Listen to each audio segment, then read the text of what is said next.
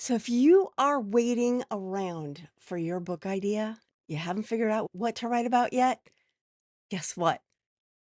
You are already saying your book idea right now.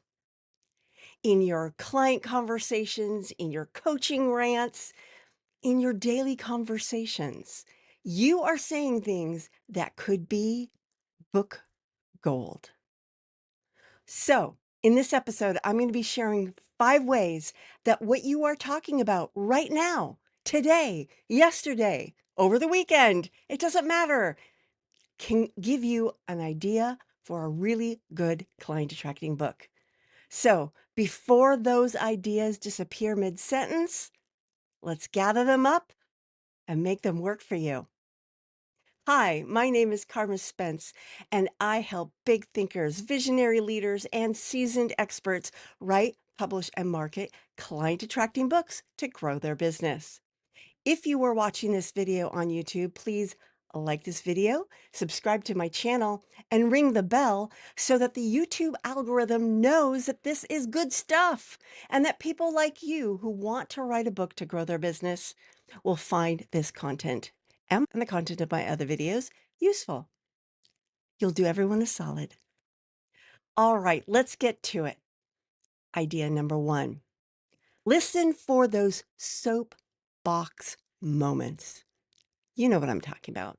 Those moments where you're just like ranting and when you're like, "Oh my gosh, why is this happening? Why isn't this better? Why isn't anyone thinking of this? What are these people thinking?" All those moments where you just feel yourself stepping up on your virtual, metaphorical soapbox and ranting about something that you believe passionately in. In a way, that's kind of how my last book, which was Serve Up Your Book, kind of fell together because I realized that most people were waiting for marketing until after they'd done their book. And it's like, no, no, it needs to be baked in from the beginning. The moment you think I'm going to write a book, you need to be thinking about how the marketing's going to fit in. The marketing needs to be baked into the book. You need to blah, blah, blah. See, I'm thinking so fast, I can barely get the words out. I'm so passionate about this. Marketing needs to be part of the entire process. And that's how that book came into being. It was one of my soapbox moments. And when you use a soapbox moment as the seed of your book, you often will come up with a book that's really powerful. I highly suspect that Purple Cow was a soapbox moment for Seth Godin. You have a soapbox moment, and it could be turned into a really killer book that grows your business.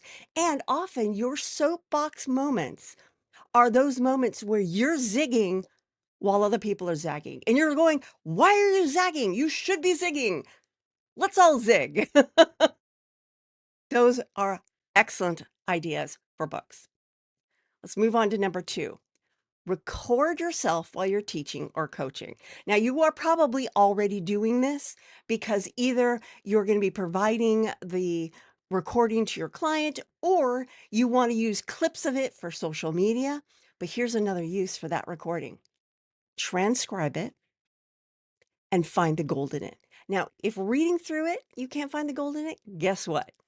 You've got some friends and their name is Claude, Gemini, and ChatGPT. You can upload the transcript to that and say, "I'm mining for book gold." You wouldn't say it this way, but that's basically what your prompt is saying is, "I'm mining for book gold. Help me find it."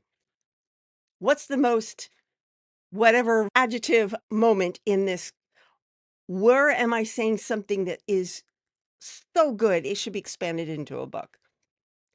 And also, even if you don't read the transcripts, you can play them back because as you're playing them back, you'll hear yourself repeat things over time. You listen to enough of your recordings, you're like, I keep saying that. I keep saying that. Why am I repeating myself? Why did I write a book about that? So that when someone asks me that question, I can just say, "Here's the book. I wrote the book on it." What's good about this is that when you have the book about it, it pre-educates potential clients so that they already know the answer to at least that question, and they won't ask that question. They will come to you already partially educated in what you do and are more inclined to listen to what you say.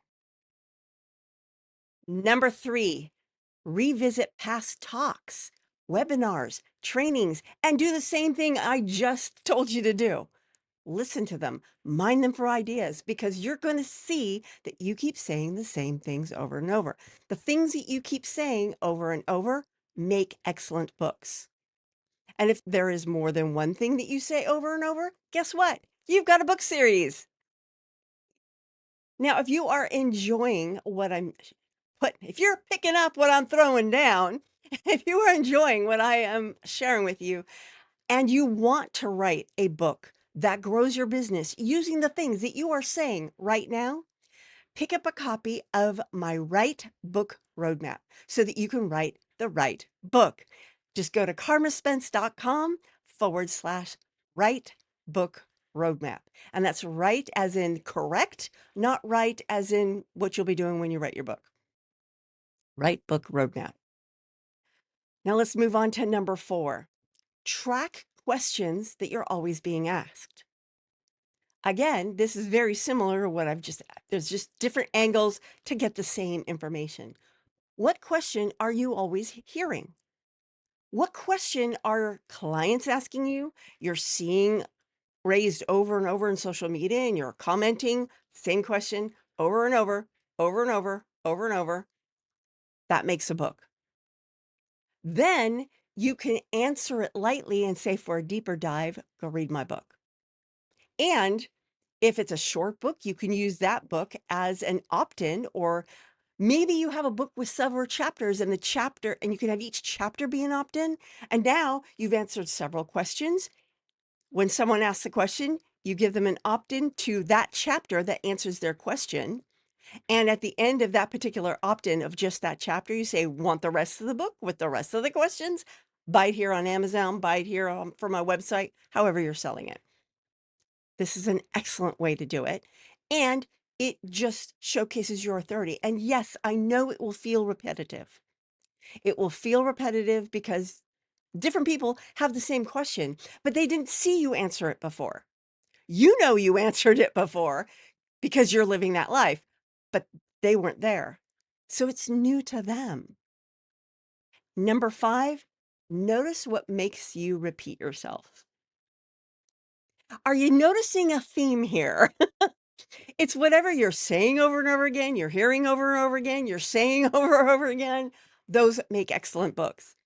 If you find yourself saying the same phrase, the same framework, the same story multiple times across multiple calls, webinars, whatever, that might be a seed to a book. So, for example, I often talk about my name in the sand moment where I'm like 4 years old. I'm at Mombasa Beach and my father writes my name in the sand. Now, that has become the seed to my mythic bio, but it could also be a really good metaphor for a book. You might be doing the same thing. You're repeating that same story, and it might be the seed of your perfect book. I hope you found these ideas helpful. On Wednesday, I will be back with 5 creative ways to turn client questions into a chapter. I will see you then. But for now, this is Carma Spence saying ciao.